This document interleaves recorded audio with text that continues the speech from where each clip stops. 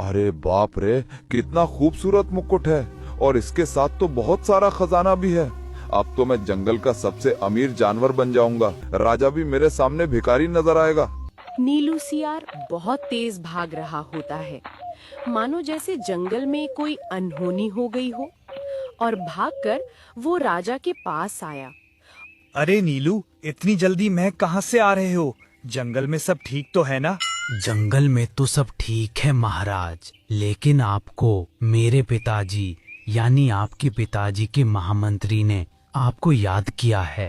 नीलू, तुम जिस तरह से यहाँ पर भागकर आए थे, उससे तो यही प्रतीत हो रहा है कि महामंत्री काका अपने अंतिम समय से गुजर रहे हैं। हाँ महाराज, मेरे पिताजी का कभी भी चिराग बुझ सकता है, इसलिए उन्होंने अपने अंतिम समय में भी आपको याद किया है, क्योंकि वो आपको कुछ विशेष बताने वाले हैं। वो कह रहे थे कि वो आपको आपके पिताजी की एक विशेष धरोहर के बारे में बताना चाहते हैं।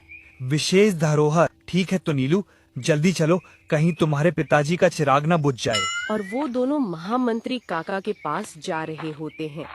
तभी उनको इतनी जल्दी में जाते हुए लक्की गधा देख लेता है।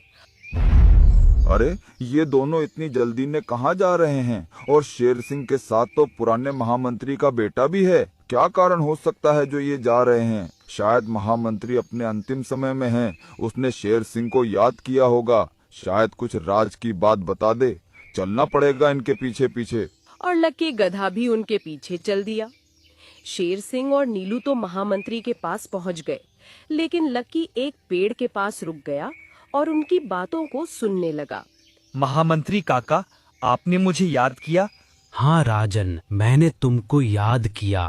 तुम तो जानते हो मैं तुम्हारे पिताजी का महामंत्री था। तुम्हारे पिताजी की तो पहले ही मृत्यु हो गई थी, तो मैं बड़े मुश्किल से राजपाट बचाकर तुमको यहाँ का राजा बनाया और तुम्हारी हिफाजत की।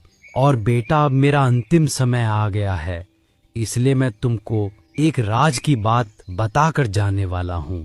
तो अच्छा बुड्ढा, राज की बात बताने वाला है क्या? हाँ काका, मैं तुम्हारे पास ही बैठा हूँ।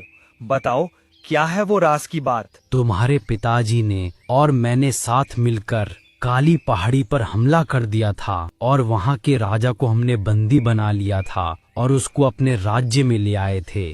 तब इस बात का पता काली पहाड़ी की एक जादूगरनी को चला, तो वो हमारे जंगल में आ गई और उसने काली पहाड़ी के राजा को आजाद करने की मांग की। तो हमने राजा के बदले में एक अनोखी चीज उस जादूगरनी से मांग ली, और वो चीज थी जादुई मुकुट।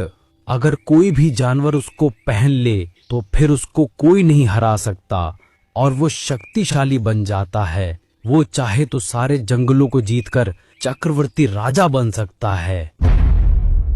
क्या कहा? चक्रवर्ती राजा? अब तो मैं उस मुकुट को ढूंढ लूंगा और